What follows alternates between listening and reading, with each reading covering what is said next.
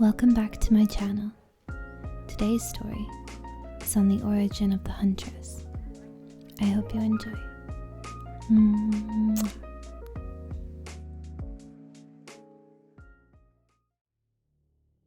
As soon as Anna was able to walk, her mother began teaching her how to survive a harsh, solitary life in the northern wood.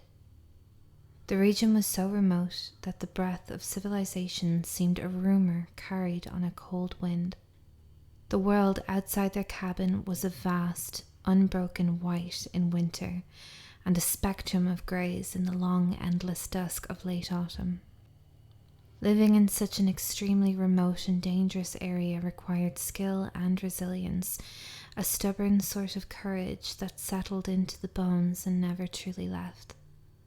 When sunlight became too dim for productive activities, when the day's last orange light slid behind the trees and the world grew hushed and dangerous, they would retreat into their house, a sturdy old cabin built to resist the toughest winters and the fiercest frost.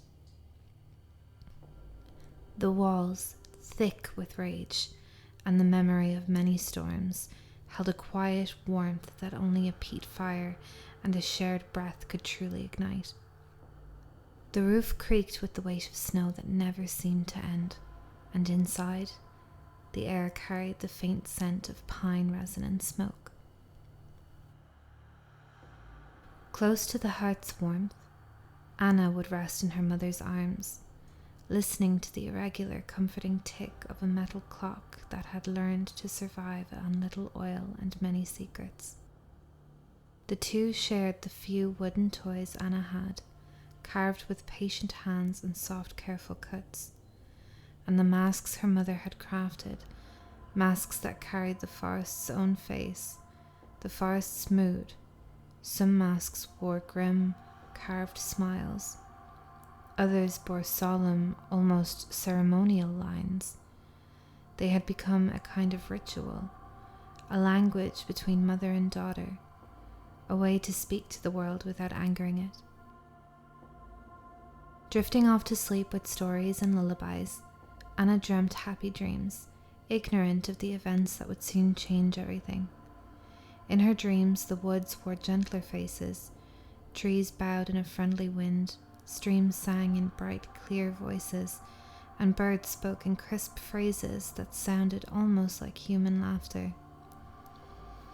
She woke to a world that often looked grimmer than her dreams, but still carried the music of her mother's voice and the soft rasp of firewood being split. Anna and her mother were stalking a great elk through the woods.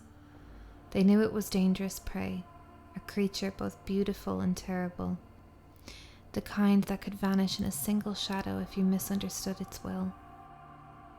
The winter had been particularly biting. Ice and hunger gnawed at them with equal ferocity.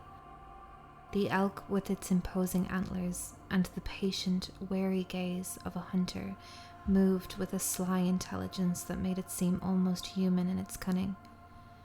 The spectre of starvation frightened them more than any forest creature, more than the cold or the dark, more even than the fear that sometimes crawled along the spine in solitary places where no one could hear you scream if you needed to.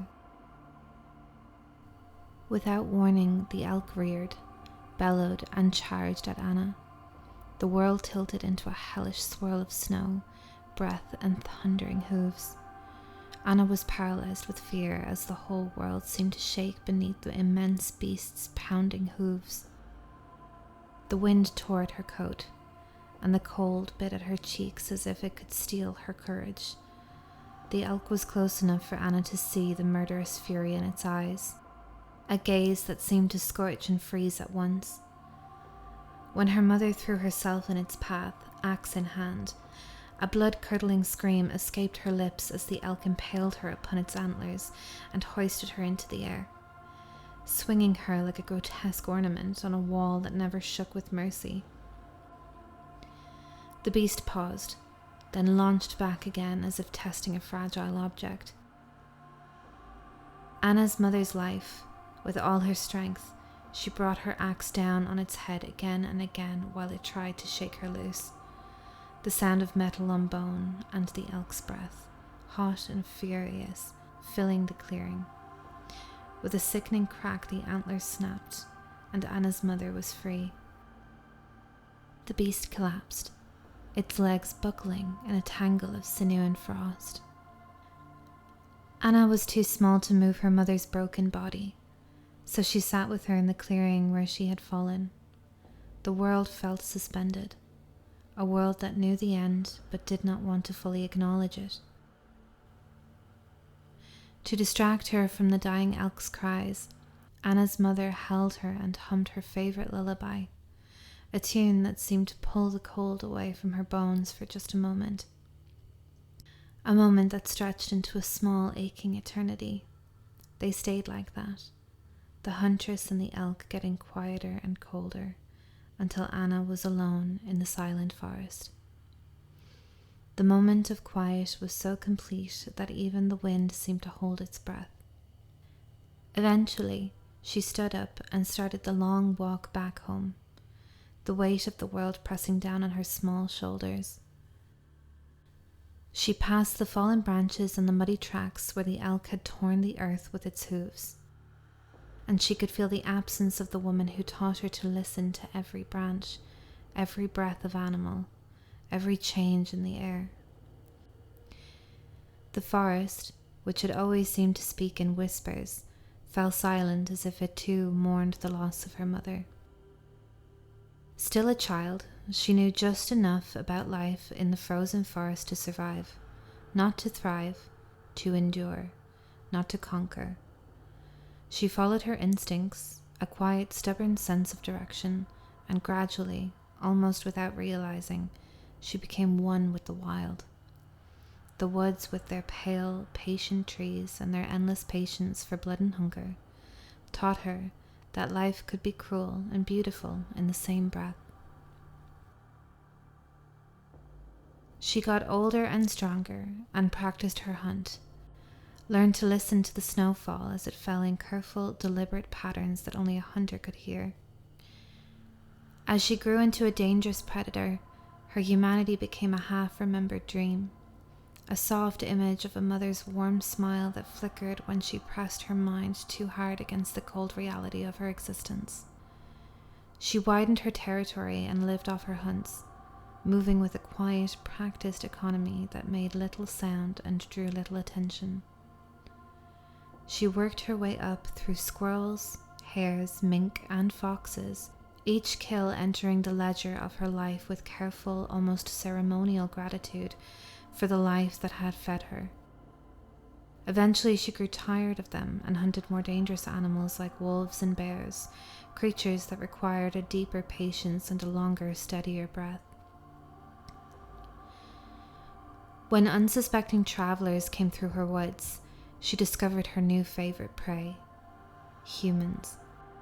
Unlucky souls who strayed into her territory were slaughtered like any other animal, and the act carried with a heavy, almost reverent gravity, as if she were performing a ritual that had chosen her rather than the other way around. She liked to collect tools and colorful garments, and especially toys when there were little ones, items that reminded her of a world she had once known and of a life she no longer dared to acknowledge. But she could never bring herself to kill the little girls. Girls she would take back to her house, deep in the woods, a place that seemed almost to breathe with memories of every family that had ever lived in the Red Forest. They were precious, and looking at them woke up something deep in her heart that she could not name, a longing for closeness and tenderness that felt almost dangerous to admit. She craved the closeness of a loved one, a child of her own, something that would make the long, lonely nights feel less like punishment and more like home. Among the pillaged wooden toys, dolls and storybooks she couldn't read, the girls would be tied by the neck with a rough and chafing rope fastened firmly to the wall. The rope rubbed raw, leaving marks that told a story of restraint and fear.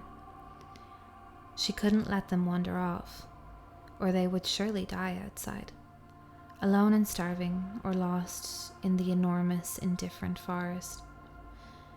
The room in which they were kept carried a sour mix of pine and old fear, and yet she would sit with them when the night grew long and whisper to them in a soft, almost inaudible voice, a voice that carried the edge of a lullaby and the sting of sorrow.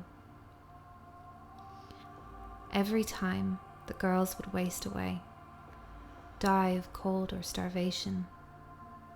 Every time it plunged Anna deeper into pain and sorrow, an endless loop of loss that gnawed at her. She was compelled to try again. She started raiding the nearest villages to slaughter families and kidnap their daughters, driven by a memory of what she had lost and a superstition that perhaps she could somehow redeem it through a second life given to another child. She wore one of the animal masks her mother crafted for her so many years earlier to try and calm the frightened children, a mask that had once protected her own heart and now masked hers from pity or longing. Villagers spread the legend of a half-beast lurking in Red Forest, the Huntress, who killed men and ate little girls. The story grew with the telling, gaining fire and rumor until it was almost as much a part of winter as the cold itself. People would cross the forest with eyes cast downward, hands on the handles of their tools, quickening their steps the moment they felt watched. War eventually came to the forest. German soldiers began to pass through on the march to attack the collapsing Russian Empire. Many of them were found with violent axe wounds. Whole groups disappeared mysteriously. Once the war was over, the rumors of the Huntress disappeared with it, engulfed by the Red Forest, returning to a silence that felt like a deep, patient grave. The trees seemed to lean closer, listening for the sound of the wind to rise again, listening for the distant echo of child's laughter that might never return to the world that had grown old with fear. In the years that followed, the forest settled into a cruel, indifferent peace. Anna's memory of her mother's voice faded into the same mist that carried the cold air across the treetops at dawn. The masks and toys, the carved animals, and the rope that bound the girls, these remained as relics of a life once lived, a life that had begun with a girl's first steps and a mother's first lesson in survival. The forest kept its own, a story told in howling winds and a shimmer of frost along the hem of every leaf. And yet, in the quiet moments between the storms, if you listened with your whole body and not just your ears, if you closed your eyes and remembered the name of a girl who walked with wolves, you could sense a memory somewhere inside the trees. The memory of a mother who loved her daughter enough to risk everything. A child who learned to listen and live with the forest. And a hunter who could not quite forget the warmth of a human heart, even as she prowled the edge of the world that demanded more of her than she could give. When the winter returned, as it always does, the forest stood like a patient ancient creature. And the Red Forest kept watch over its own, as it had for centuries. The stories of the Huntress, whispered by the wind through the pines, and they were carried far by those who dared to tell them, just as they had always carried far the memory of the girl who learned to walk among the trees and never truly stopped listening for the echoes of her mother's voice.